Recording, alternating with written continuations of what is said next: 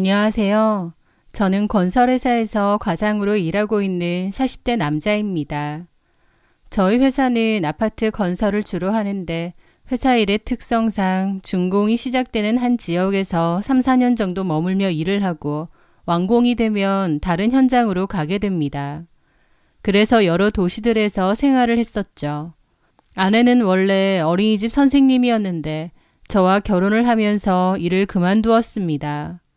전업주부로 아이를 키우면서 지냈고 저를 따라 사는 곳을 함께 이동했었죠.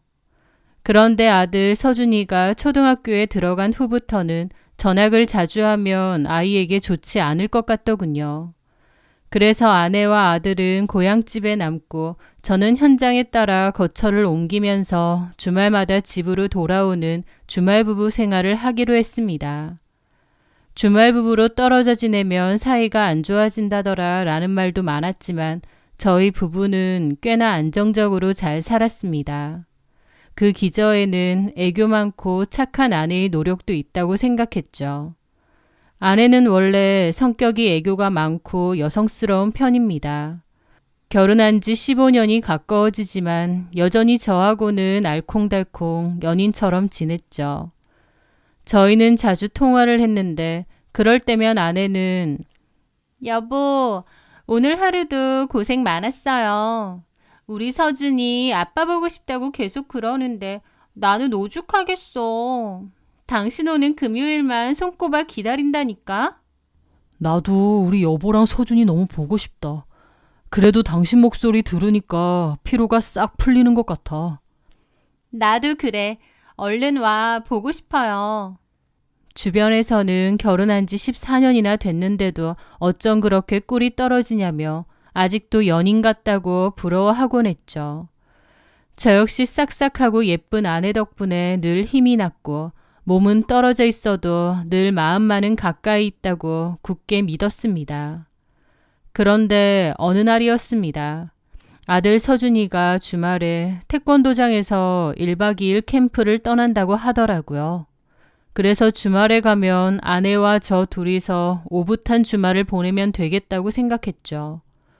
그런데 일이 너무 많아서 도저히 주말에 집에 못 내려갈 것 같더군요. 그래서 아내에게 미리 연락을 했습니다. 여보, 미안해. 이번 주말에 일이 있어서 도저히 못 갈 것 같아. 제 말에 아내의 목소리가 급격히 시무룩해졌습니다. 크게 실망한 눈치였죠. 아, 정말? 이번 주 뭐다?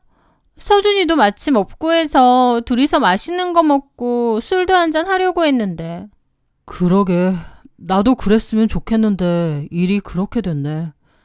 일 때문인 건데 어쩔 수 없지. 알았어요. 밥 잘 챙겨 먹고. 아내는 서운해했지만 상황이 어쩔 수 없었습니다. 저 역시도 주말에 집에 내려가는 낙으로 사는데 못 내려가는 날에는 기운이 빠질 수밖에 없었죠. 그런데 공교롭게 일이 생각보다 빨리 마무리가 되었습니다. 금요일에 가는 건 안 되지만 토요일 점심시간에는 출발할 수 있겠더군요.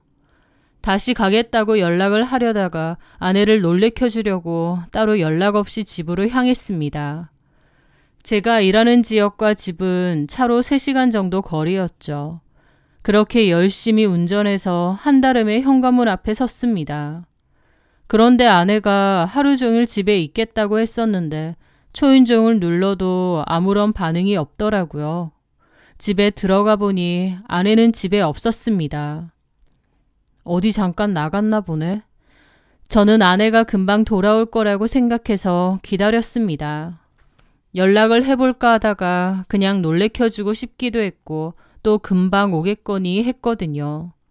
그런데 저녁 8시, 9시 시간이 흘러도 아내는 오지 않았습니다. 생각보다 늦게 어디 멀리 갔나 싶어서 전화를 해봤는데 전화도 받지 않았더라고요. 한참 뒤에야 여보 왜? 나 지금 민정이 만나고 있어서 나중에 전화할게 라는 문자만 짤막하게 돌아왔습니다. 민정 씨도 가정이 있고 아이가 있는데 이 시간까지? 의아했지만 일단 기다렸습니다. 친구 만나러 갔다는데 괜히 재촉하고 싶지 않아서 제가 집에 와서 기다린다는 얘기는 굳이 하지 않았고요. 그리고 아내를 기다리는 동안 집안일이라도 좀 도와주자는 생각에 베란다에 널려있던 빨래를 걷었습니다. 아내와 제 옷가지들을 차곡차곡 개고 있는데 그 사이에서 처음 보는 셔츠 하나가 있는 거예요. 아내가 내 옷을 샀나 싶은데 가만 보니 제가 평소에는 입지 않을 화려한 색깔이고 사이즈도 제 사이즈가 아니었습니다. 브랜드도 비싼 브랜드더라고요. 제 것도 아니고 딱히 아들 서준이의 것도 아니었습니다. 초등학생이 입을 만한 옷도 아니었거든요. 이건 누구 옷이지 싶으면서도 그때는 크게 생각하지 않았습니다. 나중에 아내가 오면 물어봐야지 하고 말았죠. 그리고 아내를 기다리며 소파에서 TV를 보고 있었습니다.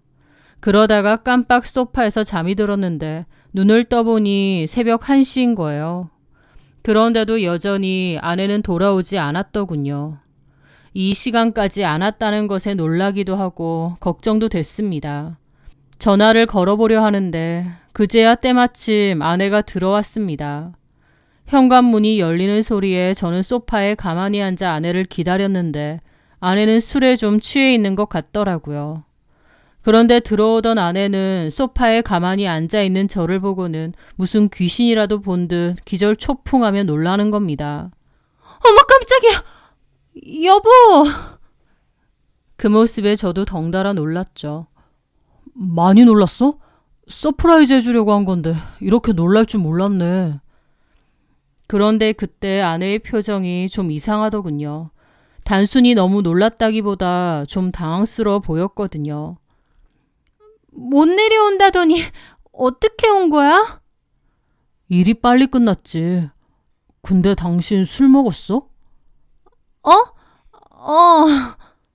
여지껏 민정 씨랑 있었던 거야? 맞아. 민정이랑 있었어.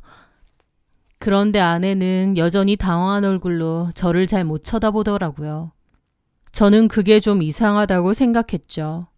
아내는 막 웃으며 저한테 변명을 하더라고요. 나 지금 너무 놀라서 갑자기 집에 사람이 있으니까 너무 놀랐잖아. 미리 연락이라도 주지 그랬어. 놀래켜주려고 했는데 이렇게까지 놀랬을 줄 몰랐지. 애 떨어질 뻔했어. 다음에는 연락 좀 꼭 주고 와. 알았어. 근데 이 시간까지 민정 씨는 왜?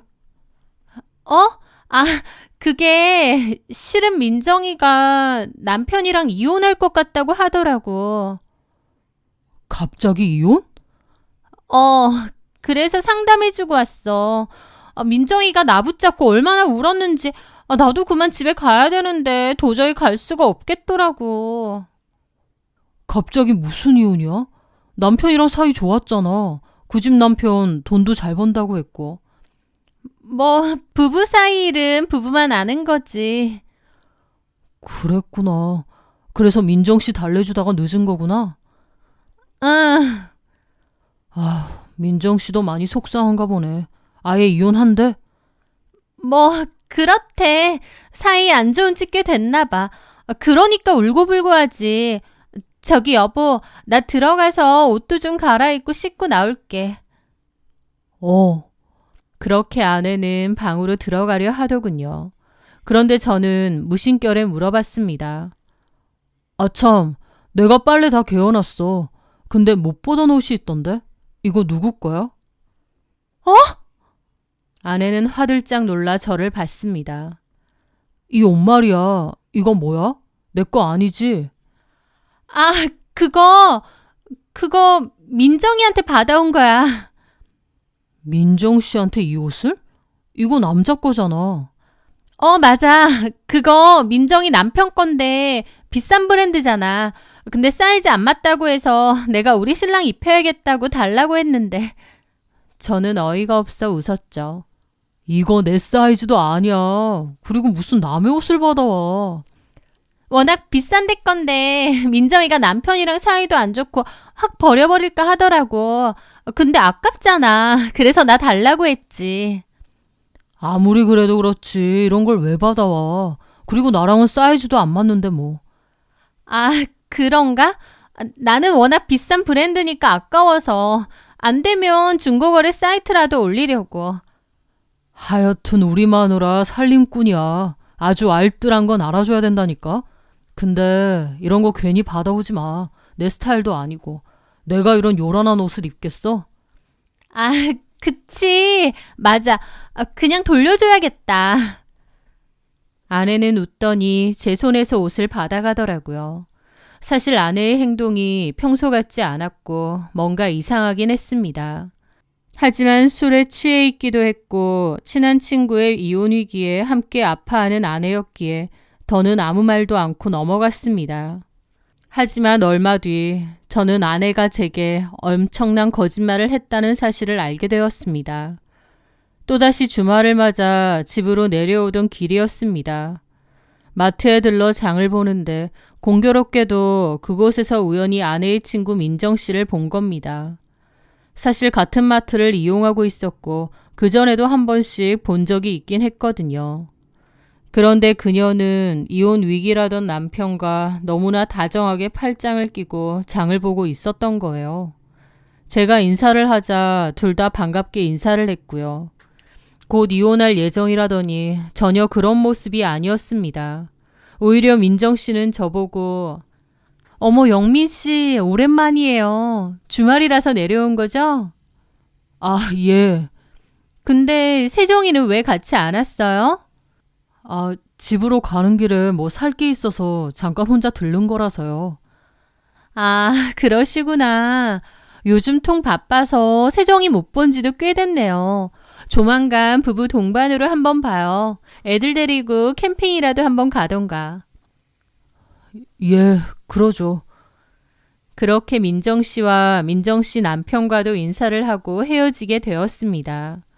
저는 아무렇지 않은 척 했지만 머릿속이 하얘졌습니다. 아내의 말처럼 민정 씨는 이혼 위기도 아니었고 심지어 최근에는 아내를 안 봤다고 했으니까요. 그날 민정 씨를 만난 게 아니라면 도대체 아내는 어디에 있었던 건지, 누구랑 그 늦은 시간까지 술을 마셨던 건지, 저는 그날부터 아내를 의심하기 시작했습니다. 의심병이라는 게 한번 시작되고 나니 마음이 지옥이 되더군요. 아내의 모든 것이 다 의심스럽고 수상해졌죠. 평일에 떨어져 지내다 보니 그 의심은 더욱더 커졌습니다. 그러다가 주말에 집으로 간 날 밤늦게 아내가 잠든 틈을 타 몰래 아내의 휴대폰도 뒤져봤습니다. 하지만 잠금 패턴이 바뀌어 있는 거예요. 제가 알기론 원래 아내는 잠금 패턴을 안 썼는데 그것마저도 의심이 되더군요. 내가 쓸데없는 오해를 하고 있는 건지 아니면 정말 아내가 수상한 짓을 하고 있는 건지 알 길이 없으니 속만 타들어가고 있을 때였습니다. 저는 또다시 바쁜 일 때문에 집에 내려가지 못했죠. 토요일 늦게까지 야근을 하고 일요일은 늦은 시간까지 늦잠을 자고 있을 때였습니다. 그런데 아들 서준이에게서 전화가 왔습니다. 아빠, 어젯밤에 집에 왔다가 그냥 갔어요? 이게 무슨 뚱딴지 같은 소린가 싶더라고요. 그게 무슨 소리야, 서준아. 아빠는 이번 주에 안 내려갔는데? 이상하다. 어젯밤에 자고 있는데 누가 우리 집 현관문 비밀번호 누르고 들어왔거든요. 그래서 아빠 온 줄 알고 나가볼까 하다가 너무 졸려서 그냥 잤는데.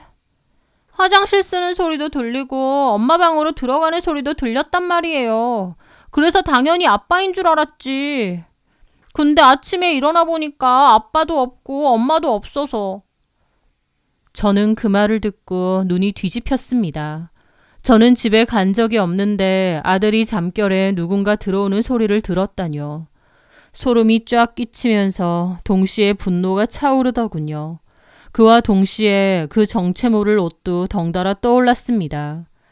아내는 친구인 민정 씨 남편의 옷인데 버리긴 아까운 좋은 옷이라 받아왔다고 했죠. 그때는 별 생각 없이 넘어갔는데 이제 와서 보니 말이 안 되더라고요. 아내는 아마도 누군가를 집까지 불러들인 모양이었고 그 누군가의 옷인 것 같았습니다. 저랑 주말부부로 지내면서 집이 비는 사이 모르는 남자를 불러들였다고? 집에 옷을 놔둘 정도로 자주 드나들었다고? 게다가 심지어 어제는 밤늦게 남자를 집으로 불러들였다니 그것도 작은 방에 애가 자고 있는데? 그 순간 분노와 배신감으로 온몸이 떨려왔습니다. 처음에는 당장 아내에게 따질까 했는데 딱히 물증이 없었습니다. 아들이 전날 누군가 들어오는 소리를 들었다지만 그건 잠결에 잘못 들은 거라고 하면 그만이고 자기는 딴짓한 적 없다고 우기면 끝이니까요. 너무 분노하고 기가 막혔지만 명확한 증거를 들이밀어야겠더라고요. 그렇게 고민 끝에 저는 화요일에 연차를 내고 몰래 집으로 갔습니다. 아내는 정기적으로 문화센터에 가서 강좌를 배우는 게 있는데 그게 화요일이었거든요. 주차장에서 기다리면서 아내가 나오는 걸 확인한 후 집으로 들어갔죠. 아무도 없는 텅 빈 집안을 보는데 그곳은 더 이상 제 보금자리가 아닌 역겨운 배신의 현장처럼 느껴졌습니다. 저는 안방에 아주 작은 녹음기를 숨겨두고 나왔습니다. 최대한 장시간 녹음되는 제품으로 해두긴 했는데 제가 주말에 다시 돌아오기 전까진 뭔가가 녹음되어 있을까 싶더라고요. 그런데 녹음이 정말 되어 있었고 그것을 확인하고 온몸이 분노로 떨리는 것을 느껴야만 했습니다. 녹음 내용은 이랬습니다. 우리 서준이 학원 갔어. 지금 와도 돼, 자기야. 아, 그래? 그럼 가게 맡겨놓고 금방 갈게. 참, 지난번에 와인 심하게 튀어서 놓고 간 셔츠 그거 챙겨놨어? 챙겨놨어. 안 그래도 저번에 남편이 와서 깜짝 놀랐잖아. 하필 그걸 발견해서. 헐, 대박. 그래서 뭐라고 둘러댔는데? 아, 친구 남편 거라고 했지. 좋은 옷이라서 받아왔다고. 우리 남편 순진해서 그런 거 다 믿어. 와, 진짜 대박이네. 진짜 완전 순진하네. 그 말을 듣는 순간 제 속에선 용암 같은 분노가 올라오더라고요. 순진한 게 아니라 사랑하기 때문에 아내를 믿어준 거였습니다. 14년의 세월을 믿음으로 지켜왔는데 아내는 저를 완전 바보 취급하면서 이 남자와 놀아나고 있더군요. 게다가 상습적으로 집까지 불러들이는 겁니다. 그 대담함이 엽겹기까지 하더군요. 그 둘의 대화 내용으로 유추해보니 그 남자도 저희 아파트와 같은 곳에 살고 있고 또 저희 아파트 상가에 있는 카페 주인인 것 같았습니다. 아내는 그 남자에게 저희 집 현관문 비밀번호를 알려준 것 같았고 틈틈이 저희 집에 놀러왔던 것 같더군요. 심지어 늦은 밤에 저희 집에 드나들기까지 했던 것 같은데 제 아들이 들었던 그 소리는 바로 상간남이 들어오는 소리였던 겁니다. 저는 완전히 뒤집어졌습니다. 이가 갈리고 생각 같아선 그 두 것들 인생 종치게 만들고 싶더군요. 저는 아내와 앞으로 어떻게 해야 할지, 우리 아들은 어떻게 할지 잠도 자지 못하고 내내 고민을 하고 또 했습니다. 내 결혼 생활이 아내의 배신으로 이렇게 끝이 났구나. 이렇게 처참하게 농락당했구나. 생각할수록 참담하고 기가 막혔죠. 그렇게 주말이 다가왔고 저는 집으로 갔습니다. 그리고 담담한 어조로 아내에게 말했죠. 이세정. 갑자기 왜 이름을 불러? 성까지 붙여서. 아내는 웃으며 장난을 쳤지만 그 웃는 얼굴을 보는 것까지 역겨움이 치밀어 올랐습니다. 당신 나한테 할 말 없어? 무슨 말? 내가 딱 한 번만 물을게. 나한테 진짜 할 말 없어? 이 집에 남자 부른 적 없냔 말이야. 그 말에 아내의 눈이 휘둥그레졌습니다. 지금 뭔 소리 하는 거야? 장난쳐? 맞아, 아니야. 당연히 아니지. 사람을 뭘로 보고. 어떻게 그런 소리를 하냐고. 나를 못 믿어? 나 진짜 어이가 없네. 갑자기 그런 소리를 하는 이유가 뭐야? 하면서 펄쩍 뛰는 겁니다. 너무 기막혀하고 억울해하는데 만약 제가 증거가 없었더라면 정말 아내는 결백하다고 믿을 만큼 연기를 잘하더군요. 저렇게 거짓말을 잘하는 사람이었나 놀라울 정도였습니다. 저는 참담한 기분으로 차분하게 말했죠. 상가 카페 사장. 그 인간이 우리 집 왔었잖아. 툭 하면 드나들잖아. 제가 구체적인 상간남의 정체까지 말하자 아내는 엄청 당황하더라고요. 하지만 이내 그 사람이 누군데? 당신 왜 이래? 무슨 의심병 걸렸어? 라며 바득바득 우기더라고요. 저는 더 이상 대꾸하지 않고 제 휴대폰으로 그 녹음 파일을 재생했습니다. 두 사람의 역겨운 대화가 소름 끼치도록 선명하게 울려 퍼졌죠. 녹음은 생각지도 못했던 아내는 얼굴이 새하얗게 질려갔고 녹음이 끝나자마자 제 앞에 무릎을 꿇고 싹싹 빌기 시작했습니다. 여보, 내 말 좀 들어봐. 그래, 내가 당신도 없고 너무 외로웠다가 어쩌다가 딱 한 번 그랬거든.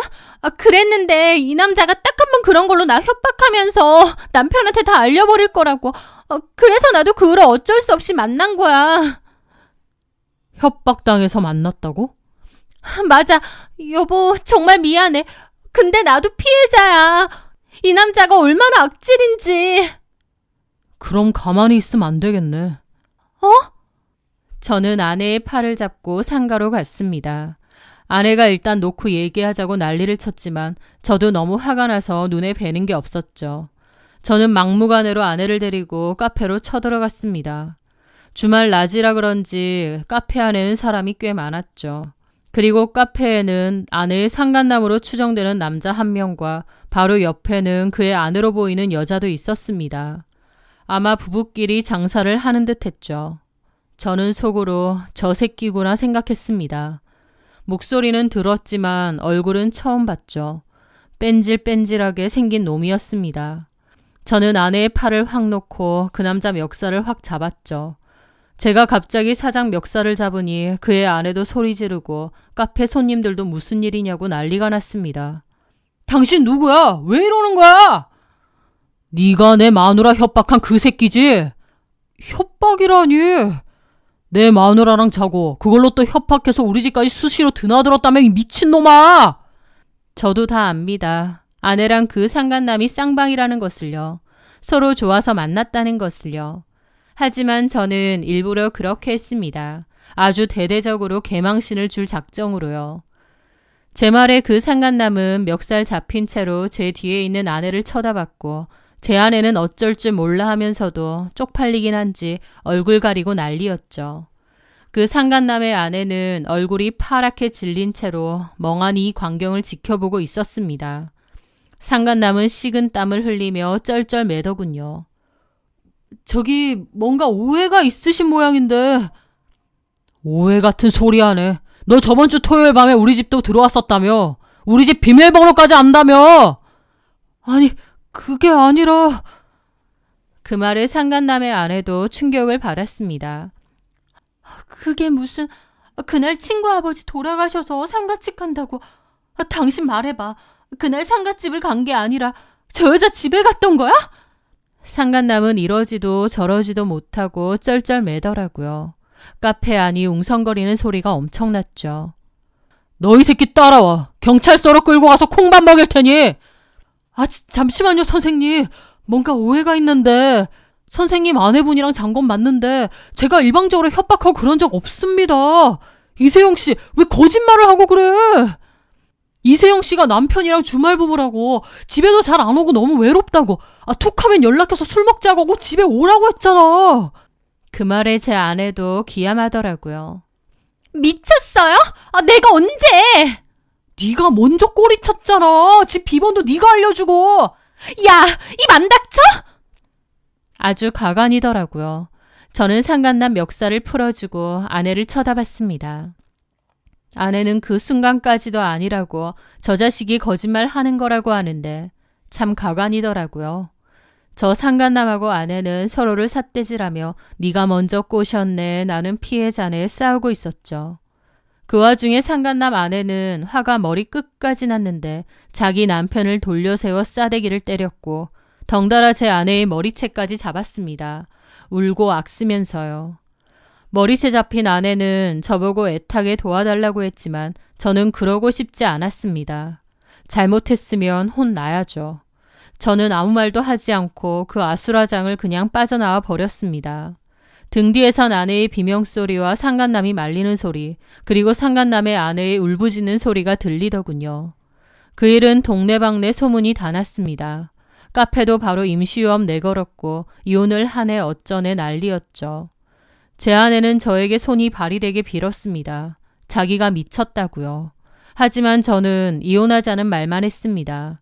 그리고 서준이는 내가 키우겠다고 했죠.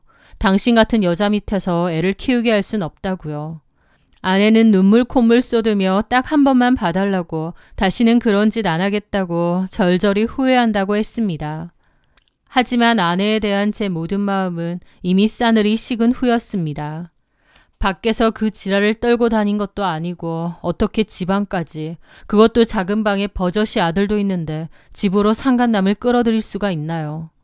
저는 아내를 죽어도 용서할 수가 없었습니다. 아내는 죽어라 빌었고 나중에 장인어른 장모님까지도 미안하다고 한 번만 봐주라고 애 생각해서 딱 한 번만 넘어가 주라고 연락이 왔습니다. 하지만 저는 이건 묻을 수 없는 문제라고 끝내겠다고 단호히 선을 그었고 결국 이혼을 선택했습니다. 저는 아내와 그 상간남을 상대로 위자료 청구 소송을 진행했고 아들은 포기할 수 없다던 아내와 양육권 다툼 소송도 했죠. 결론적으로 아내는 경제력도 없었고 친정의 도움을 받기에도 힘든 상황이었고 또 모든 것을 알게 된 아들이 엄마가 아니라 저를 양육자로 선택했습니다. 그래서 결국 양육권은 제가 갖기로 했습니다. 이혼 후 저는 그 집을 정리하고 아들과 떠났고 아내는 그 지역에 혼자 남았습니다. 또 그 상간남의 아내가 제 아내를 고소했다고 하고 동네방네 소문이 다 난 탓에 이혼 후 다른 곳으로 이사 갔다고 하더라고요. 이미 이혼을 했음에도 아직도 저한테 따로 한 번씩 연락하면서 자기가 죽을 때까지 후회할 것 같다, 미안하다, 다시 기회를 주면 안 되겠느냐고 하는데 저는 아내를 많이 믿었던 만큼 그 배신감과 상처가 엄청나서 그럴 생각은 눈꼽만치도 없습니다. 아들한테는 여전히 엄마고 아들한테 엄마 역할하는 것까진 제가 막진 않겠지만 나한테 당신은 더 이상 아무 존재도 아니다. 남보다 못하다고 분명히 말해두었죠. 저도 단란했던 가정이 깨진 것이 너무 마음 아프고 무엇보다 어린 아들에게 상처를 준 것 같아 정말 많이 미안합니다. 하지만 아내의 그 파렴치하고 도를 넘은 행동은 도저히 눈 감아줄 수 없었고 다시 돌아가도 저는 똑같은 선택을 할 것 같습니다. 제가 그토록 사랑했던 아내가 그렇게 낯선 괴물이 될 수 있었는지 가끔 생각합니다. 그저 외로웠다는 변명으로 남편과 아들이 있는 가정을 배신하고 아들이 잠든 공간에 낯선 남자를 끌어들인 그 사람. 내가 그동안 잘 안다고 생각했던 그 사람은 도대체 누구였나 싶기도 하네요. 어른들의 잘못에 아들에게는 평생의 상처를 준 것 같아 아빠로서 너무나 미안할 따름입니다. 제 아들의 상처가 완전히 아물 때까지 평생을 다해 아들의 곁을 지키고 가장 든든한 버팀목이 되어줘야겠죠. 제 서툴고 아픈 이야기 끝까지 들어주셔서 정말 감사합니다.